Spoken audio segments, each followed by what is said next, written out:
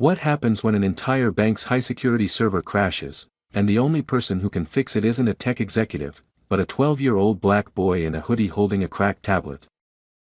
They said I wasn't supposed to be here, he told them, right before saving everything. But what really happened inside those glass-walled offices? Who tried to stop him, and why? This isn't just a story about technology, it's about talent, truth, and what happens when people finally have no choice but to listen. Don't blink, because every moment twists deeper. Dear viewer, if you are watching my story for the first time, I humbly request you write the location from where you are watching right now, subscribe this channel and press the bell icon now not to miss the notifications of my daily published new stories. Thank you, and let's dive into the full story. Franklin B. Hargrove III stood in his glass-walled office high above the main lobby of Hudson Federal, the most prestigious bank in the downtown district. At exactly 8:59 a.m., he adjusted his cufflinks, straightened his silk tie, and glanced at the lobby floor buzzing below him with tailored suits, polished shoes, and people who understood the unspoken rules of serious business. Everything was in order, until the lights blinked, the main monitor screens flickered, and then the entire bank's digital infrastructure flatlined. Phones went dead. Terminals froze. Account access vanished. Online banking, non-existent. System outage, mumbled the IT director, Bernard, a balding man in a $3000 blazer, rushing in with sweat beads already forming on his forehead. Sir, we're looking into it, but this isn't just a glitch. We might be looking at a full server collapse. Franklin didn't like surprises. Especially technical ones. What do you mean, collapse? We pay top dollar for infrastructure support. Call every vendor. I don't care if it's Christmas Eve and their grandmother's giving birth, fix it. The tension in the room was thick. Bank clients, mostly wealthy and impatient, had begun to raise their voices on the floor below. The bank's automated systems handled millions every minute. An outage could spiral into lawsuits, mass panic, and media fallout. Franklin knew his reputation didn't survive scandals. An hour passed. Then another. Still no resolution. Specialists came and went, typing furiously, whispering over screens, disconnecting and reconnecting devices. Nothing worked. The entire system had frozen into a state of paralysis.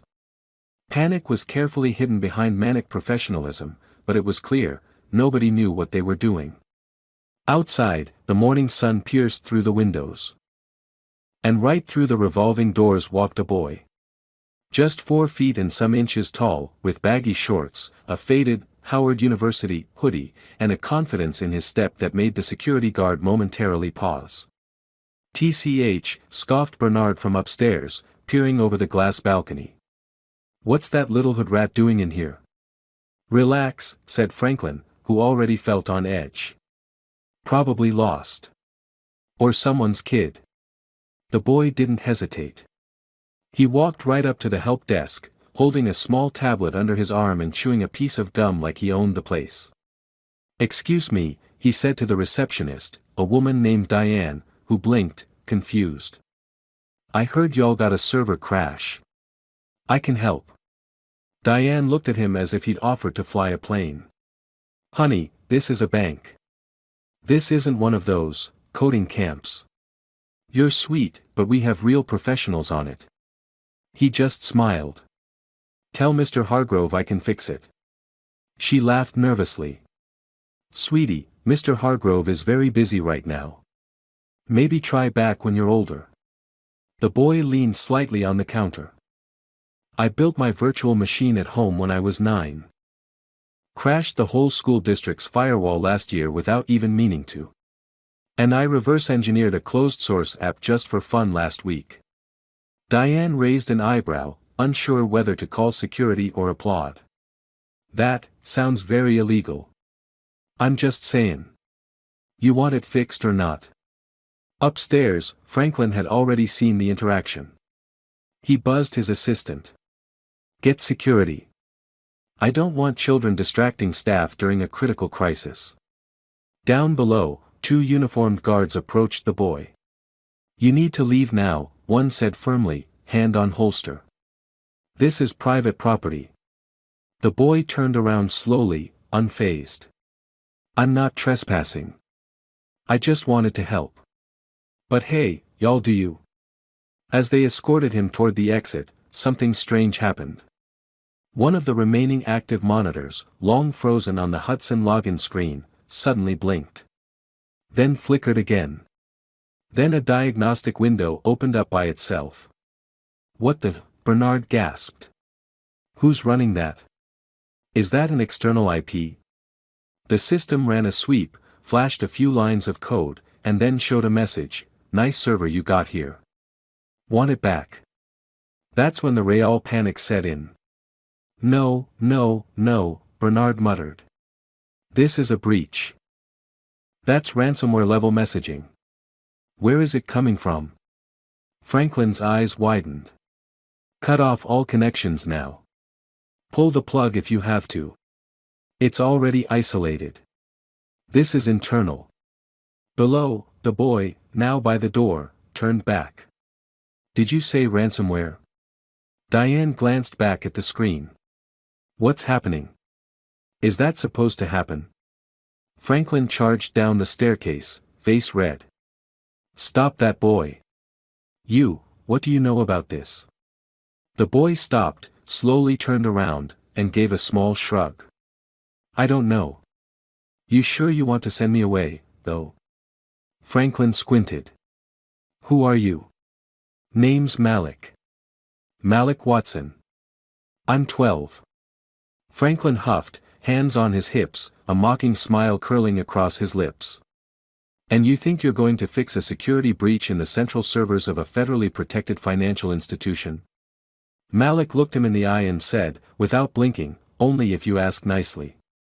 For a moment, silence hung heavy in the air. Then Bernard exploded. "This is absurd. We have over 20 specialists from Hewlett Systems, IBM, and Red Forge trying to fix this, and this child thinks it's a game." Malik just tapped on his tablet. "I was just passing by on my way to the robotics lab downtown. I saw your routers blinking weirdly. You probably triggered a loopback on port 445, which your firewall didn't block because you never patched the OS kernel on your secondary servers." "Sloppy." Bernard stuttered. "That's not. You couldn't possibly know that." Malik grinned. "Wanna bet?" Franklin looked at his watch. Every second the server remained down meant money bleeding. Clients were growing more irate by the minute. And now the news trucks were arriving outside. "You have 10 minutes, he said, jaw clenched. Malik nodded. "Cool. I only need 5. Malik didn't run. He didn't rush. He walked with calm, confident steps straight past the stunned security guards, past Diane, and up the marble steps into the nerve center of the bank's tech operations. Bernard stood in the way, arms crossed, eyes blazing. "This is a secure area. You can't just let a child touch our infrastructure." Franklin raised a hand, the weight of desperation outweighing pride. "He has 5 minutes. Either he crashes it worse, or he fixes it. If he fails, security will escort him out, and will pretend this never happened. But if he's right, we've got bigger problems than protocol." Bernard bristled but stepped aside with a visible snarl. "Be my guest. Enjoy frying a multi-million-dollar server rack with your little toy tablet." Malik walked to the terminal without hesitation. His eyes scanned the array of servers, then darted to the dual-monitor setup. On one screen, the same mocking message still blinked: "Nice server you got here. Want it back?" On the other hand, a full diagnostic tree, frozen in place, told a story Malik read instantly. He reached into the front pouch of his hoodie and pulled out a small, custom-made USB drive with a sticker that read WZ-K1. He plugged it into the diagnostic console, typed a few lines of code at lightning speed, and launched a script. Bernard leaned over to interrupt him. "I swear, if you brick our RAID drives, I'm not touching your RAID, Malik said, fingers flying over the keys. I'm isolating your vulnerable port clusters. You routed your public access through a deprecated Linux protocol. Big mistake. Your firewall's outdated, and your security vendor never implemented the patch I wrote about online 3 months ago. Typical enterprise arrogance. Franklin blinked. You wrote, what? Malik didn't answer. His focus was total.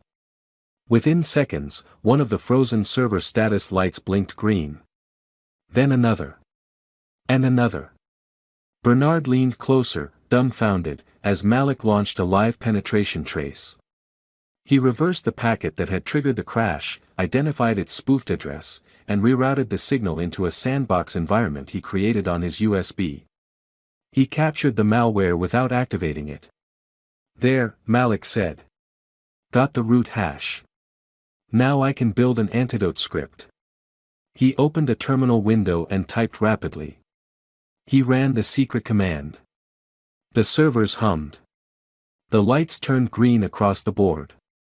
One by one, the systems rebooted, this time clean, stable, and secure. Online access reconnected. Internal terminals resynced. Phones buzzed to life. The screens above the lobby flickered back to stock prices and exchange rates. The message was gone. Bank operations returned to normal. Silence. Then chaos. A dozen employees erupted into applause. Others simply gasped in awe. Franklin stood frozen. Bernard's face had drained to a pale gray as if he'd seen a ghost. Malik stepped back from the console, pulled his USB, and slipped it back into his hoodie pocket. You're welcome, he said, walking past Bernard. Wait, Franklin said, stepping forward. How did you do that? That ransomware, Bernard said it was impenetrable. Malik shrugged. It wasn't even real ransomware. It was an old Trojan rewrapped with a custom payload, probably downloaded through a third-party plugin your developers never vetted. Someone got lazy. Sloppy stuff. Bernard sputtered. There's no way you knew that from just walking in. Who trained you? No one. I taught myself. Internet's free. Franklin rubbed his forehead, stunned. And you're 12? Yeah, Malik said, tilting his head. And y'all still almost threw me out because of how I look. The word struck like a slap. Even some of the employees who'd watched it unfold exchanged guilty glances. Bernard opened his mouth to speak, but there was nothing left to argue. The servers were online. The breach was patched. The boy had saved the bank. A client down below shouted, "Hey! It's back up. I can log in again." A cheer followed, muffled but real. Franklin turned back to Malik. What do you want? Excuse me? Malik asked, genuinely confused. You fixed something a team of professionals couldn't. You've earned something. A job. A scholarship. Name it. Malik shook his head. I didn't come here for all that. I just hate seeing people who think they're smart get shown up by a problem they could have avoided if they listened. You think I'm impressive? There are kids way smarter than me out there who'll never get a chance because no one takes us seriously. Franklin's eyes narrowed slightly. So you're trying to make a point? I already did, Malik said, turning toward the exit. Just then, Bernard snapped, this was reckless. You can't just let some random child access our system without authorization. This isn't a playground. Malik turned slowly, locking eyes with Bernard. If I hadn't touched your system, your whole operation would have gone under today. If that's not authorized, I don't know what is. Franklin raised a hand toward Bernard, silencing him. Enough. The boy's right. You let this happen. You and your entire team. You're supposed to be the expert, and you let a child walk in and outcode you in 5 minutes. Bernard's face burned crimson. Malik reached the top of the stairs, then looked back. You should probably change all your root passwords. And if you're gonna fire someone, start with whoever installed that widget plugin last week. It had the Trojan in it. He left. Franklin stared after him, something changing behind his usually hard-set expression. Diane, watching from below, muttered under her breath, "That kid's a legend." Bernard stood in silence, humiliated, his ego shattered. But this was only the beginning. Malik Watson had made his entrance. And the elite world of banking tech was about to feel the aftershock. Malik's name traveled fast. Not officially, of course.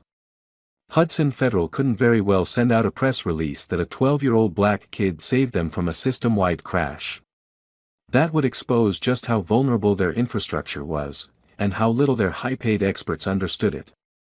But behind closed doors, whispers turned into murmurs. From the boardrooms to the broom closets, everyone in the building had a version of the story. Some said he was a prodigy. Others claimed it was luck. Bernard, however, had already begun a campaign of quiet damage control. "We don't need help from kids," he muttered in the boardroom the next morning, his voice hard with bitterness. What happened yesterday was reckless. A fluke. And frankly, a liability. Franklin sat at the head of the table, his fingers steepled beneath his chin. He hadn't spoken much that morning. Not during the recap. Not during the first round of blame passing. Not even when the compliance officer raised concerns about unauthorized access. But now, he slowly looked up and locked eyes with Bernard. He solved the problem in 5 minutes. "You didn't." "That's irrelevant," Bernard snapped. "He's a child. There's no telling what he installed, what he accessed. For all we know, he could be part of the breach." "Then explain why everything's been running faster since his patch," Franklin replied coldly. Bernard faltered. "Temporary optimization. It won't last." Franklin leaned forward. "It's lasted for 24 hours longer than your entire department's solutions." The room fell quiet. A junior analyst cleared his throat. "Actually, I ran a follow-up on that widget plugin Malik mentioned. It was exactly what he said it was. Embedded with a Trojan, installed 3 days before the breach. The timestamp matches." Bernard's eyes narrowed. "That's impossible. I reviewed all the vendors myself." "No," the analyst said gently. "You delegated it. That plugin was greenlit by one of your interns. Malik caught it. None of us did." Bernard stood abruptly. "So now we're taking the word of a hoodie-wearing child over trained professionals?" "Apparently," Franklin said dryly. "Because he's the only one who fixed the issue." The meeting adjourned with tension so thick it clung to every suit in the room. Bernard stormed out without making eye contact, his reputation bruised and boiling. Meanwhile, down the block from the bank, Malik sat at a sidewalk cafe sipping a lemonade, his cracked tablet on the table beside him. He wore the same Howard University hoodie, sleeves rolled up, sun on his face. His mother had told him not to get involved. "Let those people figure out their own mess," she said. "It ain't your job to fix the world, Malik." But Malik couldn't help it. The challenge had called to him, and he'd answered. A shadow fell over his table. He looked up. A tall woman in a gray power suit stood in front of him, holding a card. "Mr. Watson?" she asked, her tone formal. "My name is Evelyn Sato. I'm from the Hudson Federal Executive Office. Mr. Hargrove would like to speak with you again." Malik raised an eyebrow. "That's weird. He seemed pretty ready to throw me out last time. He's reconsidering." Malik took the card and looked it over. "You know I'm 12, right?" "I'm aware." He smirked. "I want chips." Evelyn blinked. "Excuse me? You want me to come back?" "There better be sour cream and onion chips waiting for me in that boardroom." Back at the bank, Bernard paced the floor of the IT suite like a cornered animal. His team avoided his gaze, speaking in hushed voices. The crash had exposed the truth he'd worked hard to bury, his expertise was obsolete, his confidence inflated. He hadn't written a real line of code in 5 years. He was a manager now of people, of risk, of perception. And a child had just made him look like a fool. He turned to his closest ally, Marissa, the systems coordinator. "This can't happen again," he said. "We can't let some kid waltz in and upstage us." She looked uneasy. But, he was right. He does understand this stuff. I don't care. Find dirt on him. He must have broken something. Rules. Policies. We'll leak it to legal and get ahead of this before Hargrove starts calling him a genius. Marissa hesitated. But. Bernard, if he helps us again, maybe, I said, find dirt. Later that day, Malik returned. This time, he wasn't escorted by security. He walked beside Evelyn like a guest of honor. The lobby was quieter now, but as he passed employees, a few of them gave him nods. One woman even clapped once before catching herself. In the boardroom, Franklin stood to greet him. On the table sat a small bowl of sour cream and onion chips. "You said you wanted chips," he said. Malik sat down, grabbed a few, and started crunching. A man of his word. "I like that." Franklin offered a tight smile. "I also want to offer you a consulting opportunity." Malik stopped mid-chew. "A what?" "You've proven your talent. I want you to help us reinforce our security, train our team on modern threat detection, and review our existing protocols. We'll compensate you fairly." Malik laughed out loud. "You want a 12-year-old to teach your professionals how not to mess up again? They need it. I'm not trying to be a teacher. I don't like classrooms. You won't be in one. You'll be on our terms, on your schedule. You can keep doing whatever it is you do." Malik leaned back. "And what do you think I do?" "I think you disrupt things," Franklin said. "In the best way." Malik studied him for a moment. "And Bernard? What does he think?" Franklin's smile faded. "He'll adjust." At that exact moment, Bernard watched the meeting from the security feed, eyes twitching with quiet rage. His grip tightened on the railing. This wasn't over. Not by a long shot. Bernard sat alone in the dimly lit IT command room, illuminated only by the glow of server monitors and a silent, flickering television on the wall. His tie was loose, his shirt collar open, but the look in his eyes was sharp. Calculating. Humiliated. And burning with resentment. Malik Watson. A 12-year-old black boy. In a hoodie. With a beat-up tablet and a casual strut. The child had done in minutes what Bernard's 6-figure salary, elite certifications, and 20 years in tech management couldn't. And now, Malik was being courted by Franklin like some kind of digital messiah. Hargrove had even used the word consultant. The nerve. The insult. Bernard's fingers hovered over his keyboard as he pulled up internal access logs from the day of the breach.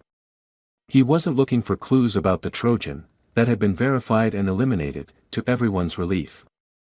No, he was searching for anything Malik might have done wrong. A misstep. A policy violation.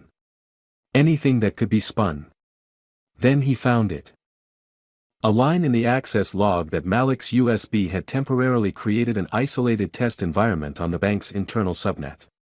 It had been sandboxed, sure, but technically, it was unauthorized access to internal hardware. Bernard's eyes gleamed.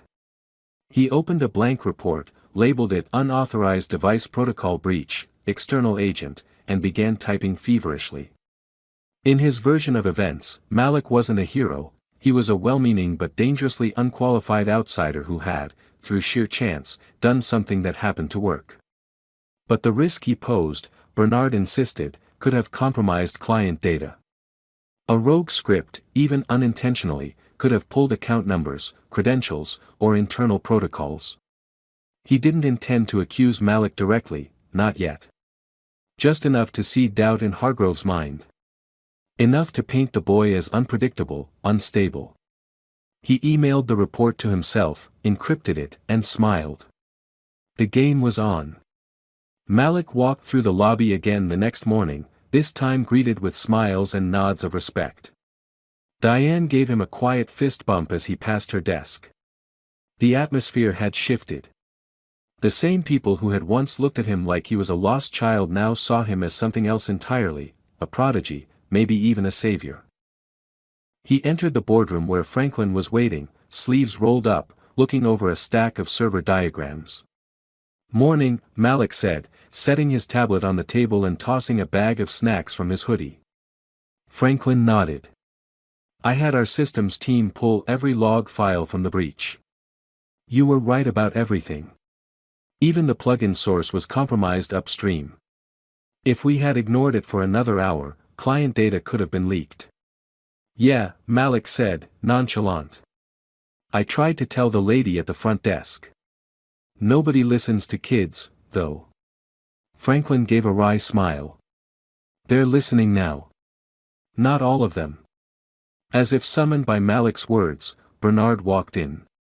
His expression was a flawless mask, professional, courteous, not a hint of his real intentions underneath. "Mr. Hargrove," Bernard said, extending a folder. "I've completed my risk assessment regarding our recent, external assistance." Franklin took the folder and opened it slowly. Malik watched, munching on his snack. Bernard continued, "While I acknowledge the results, I think we need to consider long-term implications. We allowed an unauthorized device into our core systems. That device ran scripts on our hardware, accessed subnets, and stored internal data, even if temporarily. I've documented the potential liabilities in that report." Malik tilted his head, chewing more slowly. "You serious?" "I'm just stating facts," Bernard said smoothly. "Security isn't about who means well. It's about what can happen when protocols are broken. That's what hackers count on, exceptions." Franklin frowned as he read the report. "I'm not accusing anyone of malicious intent," Bernard added, hands clasped. "But imagine if an external audit discovers this. We gave an unvetted child system-level access." Malik leaned forward, his voice calm. "So you'd rather let the system crash and burn than let a kid fix it if he knows how?" "This isn't about age," Bernard said, voice tightening. "It's about procedures. You exposed our infrastructure." Malik stood. "No, you exposed it. I just caught your mistake. And now you're mad because you didn't see it first." Franklin held up a hand. "Both of you, enough." "Bernard, I appreciate the report, but let me be clear, I authorized Malik's access. Any liability falls on me." "But, Franklin interrupted, until your team can match Malik's diagnostic speed, his recommendations will take priority." Bernard stood stiffly, jaw clenched. "Of course. I'll support whatever you decide." He turned and left, but Malik knew this wasn't over. Bernard didn't back down. He regrouped. Later that afternoon, Malik was reviewing code in the IT suite when Marissa, Bernard's second-in-command, walked in quietly. She paused, watching the boy from the doorway, then stepped in. "You embarrassed him," she said. "I didn't mean to," Malik replied without looking up. "But I'm not apologizing for being right." Marissa sighed and leaned against the doorframe. "He's under a lot of pressure. He's not as technical as he used to be. He doesn't write code anymore. He should have said that. Instead of pretending he knew better." She hesitated. "You know he's trying to bury you, right?" "Yeah. I figured." Malik looked up, eyes sharp. "I'm used to people like him." "Then be careful. He doesn't fight fair." Malik saved his file and smiled. "Neither do I." That evening, Bernard sat in his car in the underground parking lot, laptop open on the passenger seat. He uploaded the encrypted report to a private cloud server and started drafting an anonymous tip. Tomorrow, he would leak it. Not to the media, not yet. To a compliance officer at Hudson's parent company. The narrative would be simple: unauthorized access granted to a minor. No audit trail. Possible regulatory breach. Let Franklin try to cover that up. If Malik Watson thought winning one round made him untouchable, he was about to learn the difference between genius and power. And Bernard planned to teach him. The next morning came in silently, wrapped in sleek business suits and the sound of clacking heels on the marble floors of Hudson Federal Bank. Everything on the surface looked pristine, humming, and back to normal. But beneath that gloss, tension crackled in invisible layers, tighter, sharper than before. Bernard arrived at 7:45 a.m. on the dot. His face was neutral, composed, as if the fire of humiliation had long cooled into professional resolve. But he knew what he had done, and he was watching. Waiting. At precisely 8:03 a.m., somewhere in the regulatory division at the Hudson Financial Group headquarters uptown, an anonymous compliance officer named Robert Klein opened an encrypted email titled Urgent Security Risk, Hudson Federal Flagship Branch. He'd barely taken his first sip of coffee. Inside the message, a PDF attachment of Bernard's risk report, a list of timestamps showing unauthorized access, and a short, cleanly worded summary: non-employee minor granted core server access during crisis. Violation of standard IT security policy. Recommend an internal investigation. Possible federal exposure. No name. No signature. But it came through a secure whistleblower tip line the firm had promised to treat seriously. Robert frowned, clicked through the data, and flagged the message with a red label: Urgent Review. Malik sat in a small glass conference room overlooking the server floor, hoodie sleeves pushed up, tablet open in front of him. He had two scripts running, one optimizing the bank's internal log retention protocols, the other simulating potential future attacks based on the breach pattern he'd resolved. It didn't work for him. It was curiosity. A puzzle. Code whispered logic to him, and he spoke back. Franklin walked in with a cup of hot cocoa, real cocoa, not instant. Thought I'd bring you something better than vending machine stuff, he said. Malik glanced up and grinned. You're learning. Franklin set it down and leaned on the edge of the table.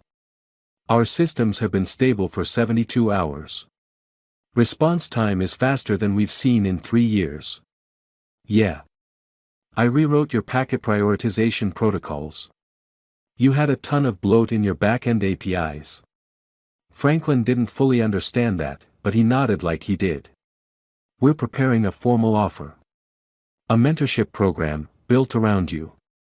Something long-term. It would make your involvement official, and get past any internal pushback. Malik arched an eyebrow. Pushback from who? Bernard? Franklin didn't answer. Malik didn't need him to. Just then, Evelyn knocked and stepped in, holding a digital tablet. Sir, she said softly to Franklin. There's a situation. He stood up slowly, suddenly sensing the shift in the air. By noon, Robert Klein from compliance had called Franklin directly. We've received a whistleblower report alleging that your branch granted unauthorized core access to a minor. Franklin's jaw tensed. It wasn't unauthorized. I authorized it. The minor isn't employed, credentialed, or cleared through security. That may constitute a violation of internal policy and external regulatory frameworks. I'm required to initiate a preliminary investigation. What's your source? I can't disclose that. Franklin exhaled slowly. Understood. After the call, he didn't move. He stared at the table in his office, the stress bleeding back into his temples. Malik's cocoa sat untouched nearby. He knew exactly who had triggered this. Malik was summoned an hour later. When he stepped into Franklin's office, the air felt heavier. Franklin's expression was no longer proud, it was conflicted. There's been a report, Franklin said quietly. A formal complaint. About what? You. Your access. The way you handled the breach. Malik blinked, caught off guard for the first time in days. Wait, you mean the way I saved this place from a catastrophic crash? I know, Franklin said. But the compliance team doesn't. They're following policy. They're not concerned with context, just protocol. It's out of my hands now. Malik's eyes narrowed. So I'm being investigated? No. Not yet. But I need you to step back for now. Take a few days. Let me handle the fallout. So you're benching me. I'm protecting you. Malik stood up, voice tight. You said I had your trust. You do. But now some suit sees the word minor and suddenly I'm the problem again. Franklin didn't answer. Malik looked down at the untouched Coco. Then at the man who said he believed in him. I get it now, he said, backing away. I can save your system, but I'll never belong here. Not really. Malik, I'll be at home. Not touching your network. So you can all feel safe again. By the time Malik left the building, word had started spreading. Whispers behind hands. Side glances from people who had been cheering him just days before. He's the one under review, right? Yeah. They let him into the actual servers. Why'd they even let a kid in the building? Malik walked past them, shoulders square, chin high. He didn't say a word. But inside, something had shifted. This wasn't just about code anymore. This was about power. About truth. About how fast people forgot the hero when they got scared. He went home, closed his bedroom door, sat on the floor, and opened his laptop. He wasn't going to fight them on their turf. He was going to build his own. Something was coming. And it had his name all over it. Malik didn't speak much for the next few days. Not to his mom, not to the teachers at his after-school robotics camp, and certainly not to anyone from Hudson Federal. He returned to his neighborhood in southwest D.C., where the streets knew him better than the marble floors ever could. The corner store still called him Lil Genius. The Wi-Fi was spotty, the sidewalks cracked, but here, he wasn't just a kid, they knew what he could do. He spent 3 straight nights in his bedroom, sitting cross-legged on the floor with 2 laptops, his tablet, and a busted server tower he'd rescued from a school auction last year. In silence, he typed. Wrote. Deleted. Rewrote. Not revenge. Evolution. Malik knew something the suits didn't, they feared what they didn't understand. Bernard had tried to reduce him to a risk, a file, a rule violation. Fine. Then Malik would show the world what a risk could do. He created a new environment, a full simulation of Hudson Federal's infrastructure, recreated from logs he'd archived the night of the breach. He coded new protocols, auto-scaling defenses, and a self-diagnostic AI watchdog system that could adapt faster than any team of compliance officers ever could. And then he gave it a name. Firewall Boy, not a program. Not just a script. A system. An identity. And this time, it wasn't for Hudson Federal. It was for every school, clinic, library, and community center with garbage security systems because nobody thought they were important enough to protect. Because people like Bernard only took action when the powerful were affected. Firewall Boy would flip that. Back at Hudson Federal, the temperature in the air-conditioned boardroom dropped daily. Franklin had been summoned to not 1, but 3 internal meetings with compliance officers, senior executives, and legal counsel. The anonymous complaint had turned into a full inquiry. And Bernard? He played the quiet loyalist. Never smiled. Never gloated. Just sat in the background, making himself look indispensable. When asked directly about Malik's involvement, he said, I was surprised, too. I thought it was handled poorly. But that wasn't my decision. He never once admitted he'd written the report. And no one could prove otherwise. Meanwhile, Malik's absence was being felt, but not admitted. Bernard took the silence as a victory. Then something strange happened. At 10:17 a.m. on Thursday, Franklin's internal monitor flashed a notification from the firewall monitor system, external signal requesting access to decommissioned VM, logged by alias, Firewall Boy. Franklin frowned, clicked on the terminal, and watched as the request unfolded in real time. No breach. No threat. Just a live preview link. With a single line of text, "This is what your people could have." Attached was a functioning demo, smoother, faster, smarter than Hudson's current system. Clean code. Elegant interface. Every vulnerability was patched. A modular defense system written from scratch. Franklin's heart skipped. He called Diane. "Get me Malik. Now." When Malik walked into Franklin's office that evening, he didn't shake hands. Didn't sit down. He wore his hoodie pulled low, fingers tapping his tablet with slow precision. "You built this?" Franklin asked, gesturing at the preview. "Yeah." "For us?" "No," Franklin blinked. "It's for everyone else," Malik continued. "Y'all got your money, your IT department, your lawyers. You'll be fine. I wrote it for the schools that can't afford cybersecurity. For libraries that are still running Windows XP. For kids like me who get laughed out of rooms full of people who wear $600 shoes but don't know how to write a single function." Franklin looked down. "It's incredible."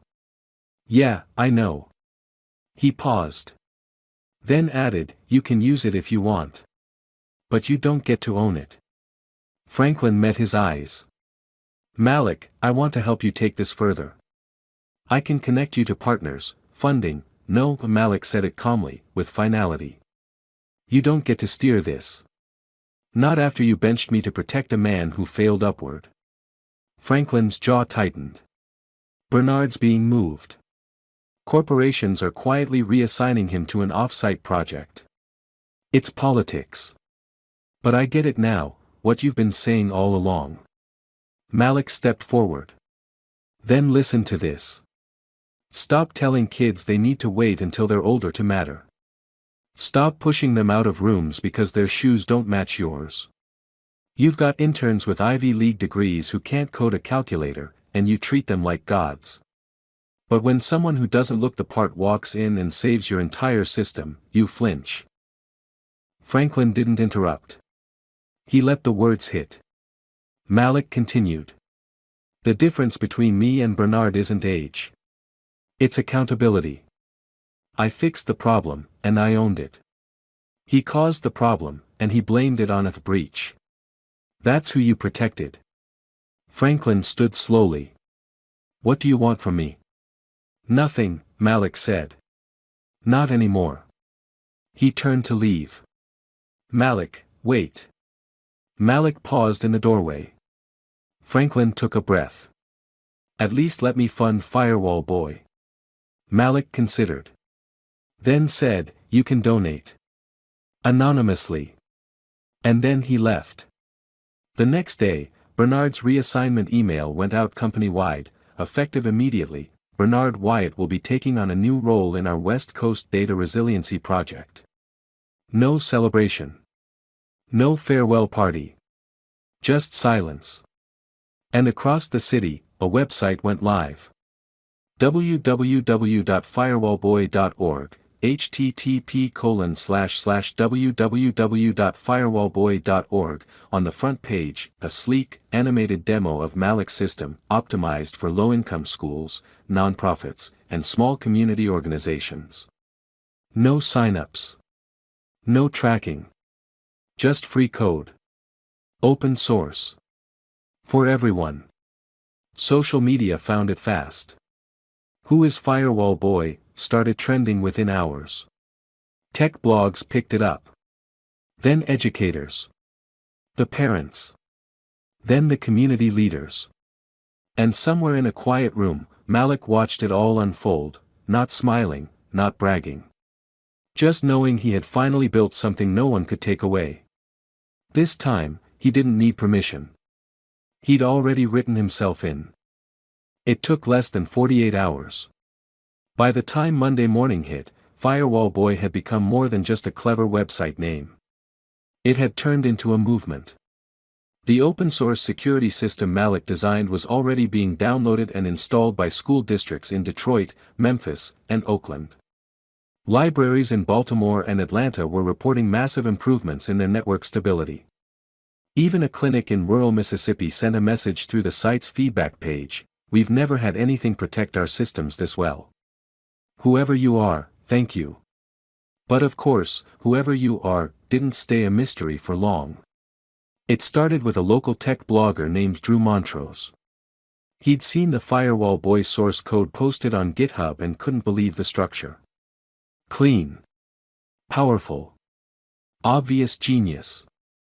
But it wasn't just the code that fascinated him, it was the timestamp metadata and commit history.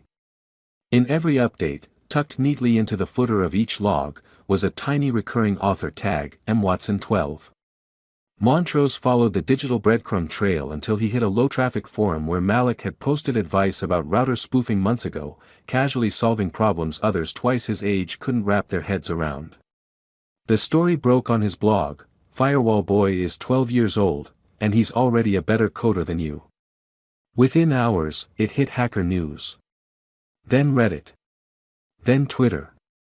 Then the local news. By midweek, vans with satellite dishes were parked outside Malik's apartment building. Malik didn't open the door. Not for interviews. Not for praise.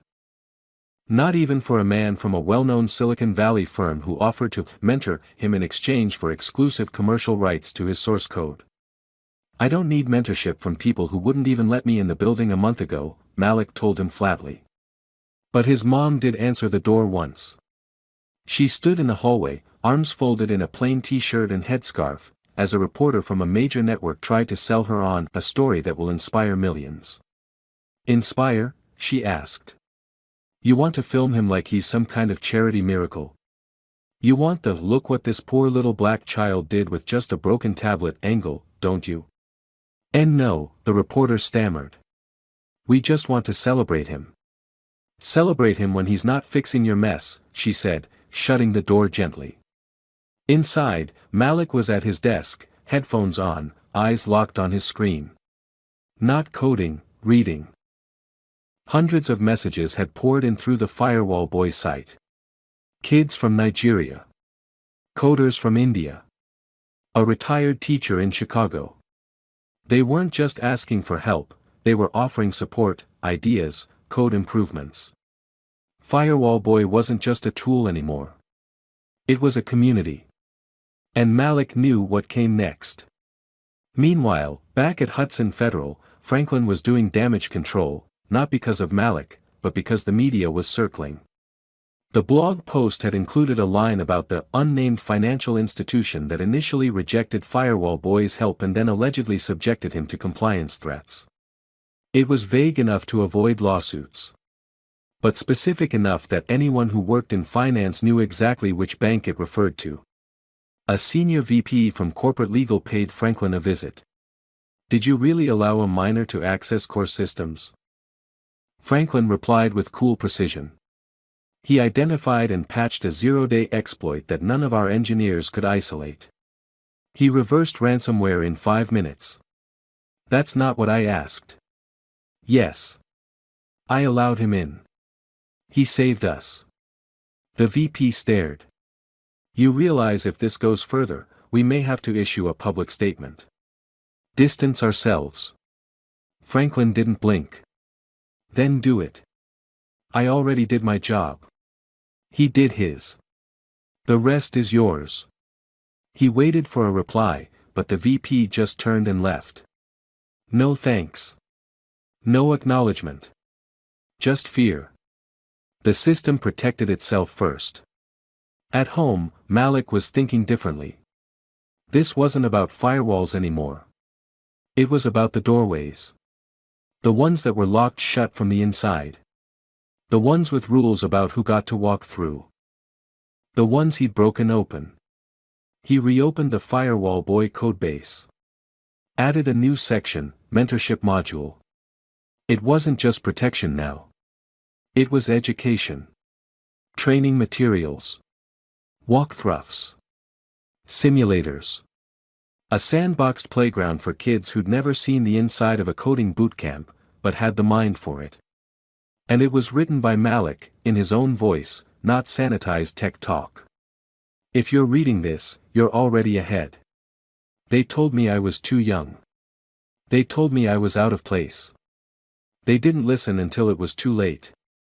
Don't wait for permission. Build something they can't ignore.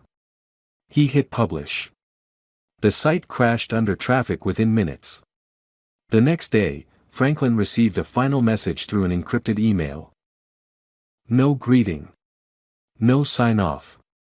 Just this: next time you see someone who doesn't look the part, don't wait until they save you to believe in them.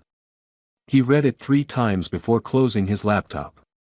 And for the first time in years, Franklin B. Hargrove III admitted something that he'd never said aloud before. They were all too late. Malik Watson didn't just fix a server. He rewrote the system. The email came on a quiet Saturday morning. Subject: Keynote Request, International Youth Tech Forum 2025 from Dr. Eleni Vasquez, Director, Global Youth Technology Network. Malik read the message twice. Then once more, just to be sure. It was short, direct, and a little surreal. Dear Malik Watson, your work with Firewall Boy has transformed the global conversation around youth in cybersecurity. We would be honored to invite you to deliver the keynote address at our upcoming International Youth Tech Forum in Geneva. You would be the youngest speaker in our history. Please let us know your availability and travel preferences. Warm regards, Dr. Eleni Vasquez, ****. He leaned back on the edge of his bed, holding the tablet like it might vanish. Geneva. Keynote. People who once wouldn't even let him past reception desks now wanted him on stage. At first, he smiled. Then the weight hit. What would he even say? He closed the tablet, walked into the kitchen where his mom was flipping pancakes, and slid the message across the table to her. She skimmed it in silence, flipped another pancake, then looked at him with an unreadable expression. You gonna do it? She asked. I don't know, Malik muttered. Feels fake. His mom snorted softly. Ain't nothing fake about it. You earned it. Just don't go over there trying to impress them. You've already done more than most of those people ever will. Yeah, but... Malik rubbed his arm. It's not just about showing off, right? They want a message. A story. Then tell them the truth, she said, plating a pancake. Tell them how a 12-year-old black kid walked into a room full of grown men and saved their expensive behinds. The following week, Malik sat in a private lounge at Dulles International Airport, dressed in his usual hoodie, cargo pants, and sneakers. Franklin had insisted on funding the trip personally, but Malik made it clear he didn't want special treatment. I'm flying economy, he said. Firewall Boy doesn't ride first class. Franklin had respected that. Barely. As Malik waited for boarding, a man in a tailored suit approached cautiously. You're Malik Watson, right? Firewall Boy. Malik nodded without looking up. My niece used your system at her school, the man said. She coded her first login protocol because of your tutorials. I just wanted to say, thank you. Malik shrugged. Cool. But deep down, something flickered. Not pride. Not even validation. It was a responsibility. He wasn't just a glitch in the Matrix anymore. He was the Matrix. Geneva was bright and chilly. The Youth Tech Forum was brighter. The auditorium gleamed with LED walls, cutting-edge displays, and delegates from over 30 countries. Most wore suits. Some were teenagers in branded blazers. A few wore traditional dress. All of them were there to celebrate innovation. Backstage, Malik paced slowly, ignoring the person trying to adjust his mic. On stage, the moderator announced, "Please welcome our keynote speaker. Founder of Firewall Boy. A coder, activist, and systems engineer. Malik Watson." The applause started before he even stepped into the spotlight. Then it grew. Louder. Real. Malik walked onto the stage, holding his old, cracked tablet like a trophy. He stood at the podium for a moment, scanning the room. Silence. He leaned in. "They said I wasn't supposed to be here." Pause. "They didn't say it to my face. They said it with their eyes. With their emails. With their policy manuals and their private conference calls." Soft murmurs in the crowd. "They said I was too young. Too untrained. Too, me." He looked up slowly. "But the thing about systems, about computers, is they don't care about any of that. A server doesn't care where you went to school. A codebase doesn't ask if you're wearing dress shoes. A firewall doesn't care how many degrees you've got. It only cares if you can speak its language." Scattered claps. "I spoke it. And when their systems went down, I listened to the code. I heard what it needed. And I gave it the fix." Now the clapping grew louder. "But after I fixed it, I wasn't called a hero. I was called a risk." Louder murmurs. Frowns. Silence again. And that's the truth about talent. It scares people who profit from gatekeeping. Now the crowd was dead quiet. Leaning forward. "I made Firewall Boy for every kid who gets told they're too different to be right. Too poor to be brilliant. Too black to be trusted." Applause burst from the front rows and swept across the room. "And if you're in here listening to me because someone sent you an invitation, I hope you're listening with both ears. Because I didn't build Firewall Boy to impress you. I built it to replace you. Not all of you," he added with a smirk. "Just the ones who forgot what this is really about." He raised the tablet slightly. "Access. Integrity. Security for everybody, not just the ones who can afford it. Not just the ones who look the part." Thunderous applause now. People standing. "And if there's another kid watching this online, sitting in a room where no one takes them seriously, I want them to hear me clearly, build anyway." He stepped back. "Don't wait for a seat at the table. Take the whole server." The standing ovation was immediate. Reporters scribbled quotes. Cameras flashed. The moderator rushed up to shake his hand. Malik stepped off stage quietly, no grin, no swagger, just calm, quiet fire behind his eyes. He wasn't waiting to be accepted anymore. He had already entered the network. And he was only getting started. Malik returned home to DC a week later, not to parades or flashbulbs, but to a quiet neighborhood where the concrete still cracked and the corner store still gave him free juice for being smart. He liked it that way. The world had changed around him, but he hadn't. And he wasn't planning to. What had changed was the volume of requests flooding Firewall Boy. Schools from across the globe were begging for access. A non-profit in Nairobi wanted help installing the platform in remote classrooms. A collective in Brazil wanted to adapt the interface for Portuguese speakers. An inner-city housing program in St. Louis wanted to teach kids how to code using Malik's modules. He read every message. Every name. Every note from someone saying, "I didn't know kids like me could do this until I saw you." Firewall Boy had gone global. And it was now bigger than him. That night, he called a virtual meeting. He invited 10 people, coders, educators, students, all from the communities that had downloaded the system and started building on it. He didn't care where they were from, how old they were, or what they looked like. All he cared about was one question: can you speak the language of systems? They said yes. He created a private repository, split modules, and assigned tasks.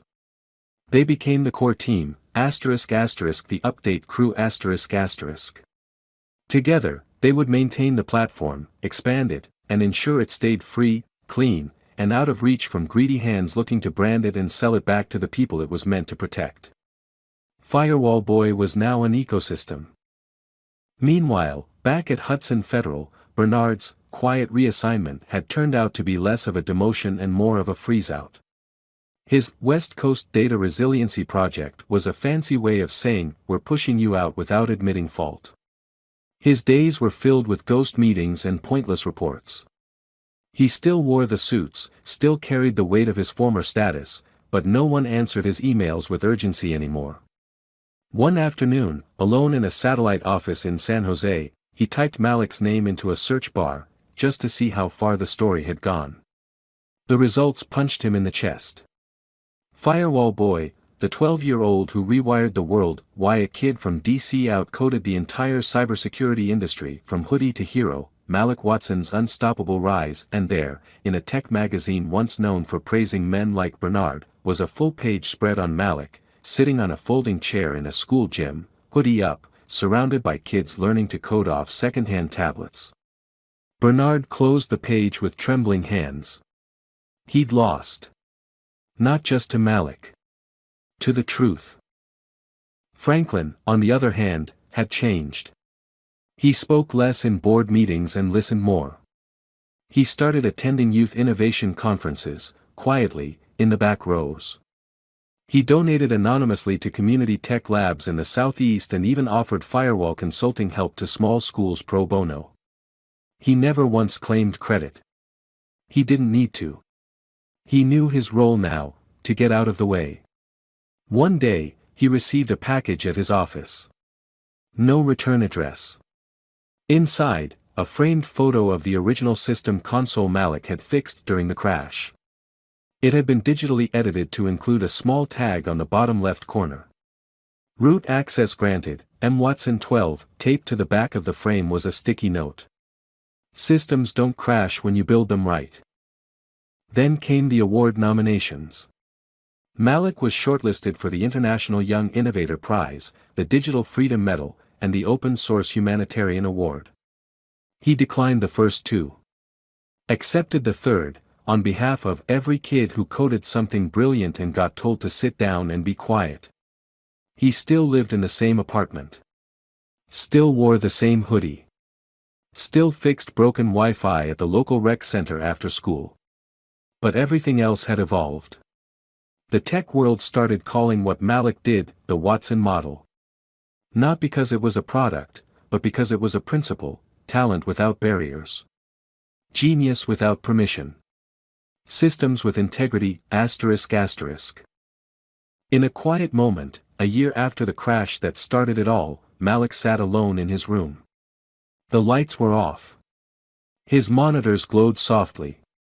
He was reviewing a pull request from a 13-year-old in Manila who had found a better way to handle authentication keys for low-memory devices. Malik smiled. He approved it with one comment, smart. Clean. Keep going. He leaned back, stretched, and glanced at his old, cracked tablet on the shelf. He didn't need it anymore. But he'd never get rid of it. It was proof that you didn't need perfect tools, just a clear signal, and the courage to speak the language no one else thought you could. And the world? The world was finally listening. The anniversary came quietly. 1 year to the day since Hudson Federal's system collapsed. 1 year since Malik Watson, 12 years old, underestimated, uninvited, walked through their front doors and rewrote more than just a server. He rewrote the rules. There was no cake. No formal event. No parade. But across the world, things had changed. At a public middle school in East Oakland, a 7th-grade girl named Marisol deployed a localized version of Firewall Boy Lite on her school's outdated Chromebooks. She hadn't asked for permission. She'd just learned the framework, read the documentation, and did it. In Johannesburg, a youth-run tech co-op held its first workshop using Malik's mentorship module, translated into Zulu, with solar-powered devices and local instructors, all of them teenagers. In Detroit, a group of formerly incarcerated youth launched Signal Strong, a Firewall Boy spin-off designed to protect halfway houses and shelters from predatory surveillance hacks. All of it traced back to Malik. But he wasn't chasing the credit. Not anymore. He was focused on the upgrade. In his room, same apartment, same creaky floorboards, same stickers on the closet door, Malik leaned over his new rig. It wasn't flashy, just efficient. Custom motherboard. Solid-state everything. Built it himself, of course. He was working on a new branch of the Firewall Boy ecosystem, RootNet. If Firewall Boy was the shield, RootNet would be the seed. A decentralized network built on peer-to-peer protection. Each installation of Firewall Boy would quietly become a node, not to collect data, not to surveil, but to defend each other. Like neighborhoods watching out their windows. Like friends standing shoulder to shoulder when the world got ugly. No CEO. No sponsors. No controlling company. Just us. The people. The ones who were never meant to hold the keys to the system. He smiled as the code compiled, each green checkmark another lock snapping into place. Hudson Federal still stood. Still operated. But it wasn't what it used to be. New leadership had taken over. Franklin had quietly stepped down, taking a consulting role to focus on funding community cybersecurity grants. His departure had surprised many. But Malik understood. Some systems needed to be exited from the inside. Bernard? He had faded. After a failed attempt to launch a security strategy firm, based on regurgitated corporate playbooks, his name disappeared from industry circles. No one remembered the man who wrote the complaint that triggered a global shift.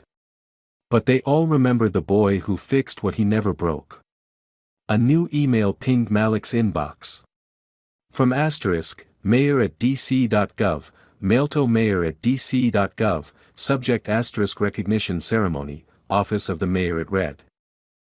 Dear Malik, this Saturday, we are honoring DC residents who have made extraordinary contributions to the community. It would be our privilege to present you with the Capital Impact Medal. The ceremony will be held at the Kennedy Center. We hope to see you there. He stared at it for a long time. His mom read it over his shoulder. You gonna go? I don't know, he said, shrugging. That medal's gonna have my name on it. But it belongs to a lot of people. She smiled. That's why you deserve it. Saturday came. The Kennedy Center glittered under the evening lights. Inside, dignitaries, artists, educators, and civic leaders sat shoulder to shoulder. Malik arrived in a clean hoodie and fresh sneakers. A compromise. When his name was called, he didn't walk fast. He took the stage like it belonged to him, but not just him. He looked out at the rows of eyes. All I ever wanted was to be heard, he said. Pause. And I guess you're hearing me now. Laughter. Then silence. I didn't build Firewall Boy to make a name. I built it because I got tired of watching things break for the same people, while the people who could fix it just watched. I built it because I was tired of being told to wait. Wait until I was older. Wait until someone gave me permission. Wait until they were ready. He looked down for a second, then raised his eyes again. Well, I didn't wait. Applause. And neither should any of the kids coming up after me. If you've got something to build, build it. Even if no one sees you. Especially if no one sees you. Because the world doesn't run on who's allowed in the room. It runs on the ones who break in, plug in, and do the work anyway. Standing ovation. He held up the medal, still in its velvet box. This is cool. But the real win was knowing I wasn't alone. I'm not Firewall Boy anymore. We all are, the crowd roared. Later that night, Malik walked alone past the Lincoln Memorial, the city quiet around him. His hoodie was zipped tight. The wind off the water was cool. He opened his tablet one last time and pushed a new update to RootNet. A single-line commit note, rooted. Deploying. Somewhere across the city, a school server blinked to life. Somewhere in another country, a child read Malik's code for the first time. The signal traveled. Unstoppable. Undeniable. And now, it belonged to everyone. Dear friend, too many brilliant minds are overlooked simply because they don't look the part. But genius doesn't wear a suit. Sometimes it wears sneakers, speaks code, and walks in when no one else can. If this story moved you, if it made you feel seen, or reminded you to look closer at the ones you're overlooking, then let's keep spreading awareness. Like this video to support more stories that celebrate real underdog heroes. Share it with someone who needs to be reminded, your voice matters, even when the world tells you it doesn't. And don't forget, subscribe to this channel for more truth, justice, and stories that change the narrative. Let's build something that belongs to everyone.